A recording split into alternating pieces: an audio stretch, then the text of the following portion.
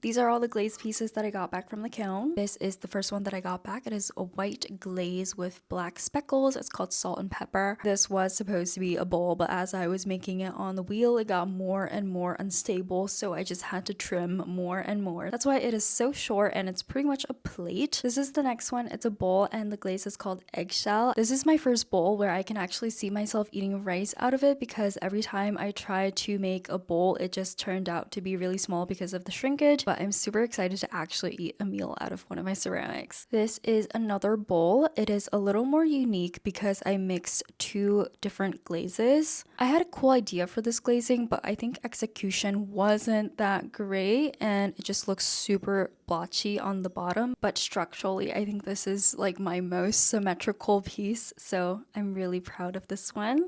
This is a really fun one. It's a to-go cup. I feel like I've seen this type of cups everywhere on Pinterest. For this glazing, I like and hate it at the same time. Obviously, it is a really pretty color. I mixed two different glazes together, a blue one and a purple one. But I did use a really runny glaze, so unfortunately towards the bottom, it looks really messy and there are spots where there's missing glaze. This one I actually glazed recently in one of my studio videos. It is my skinny vase where I used a really weird glaze called froth. The glaze will literally froth up in the kiln and it is left with this kind of effect. It is a super fragile piece, which I didn't realize, but if you hold it in your hand too tightly, it will actually break apart. I'm actually starting to like it a lot.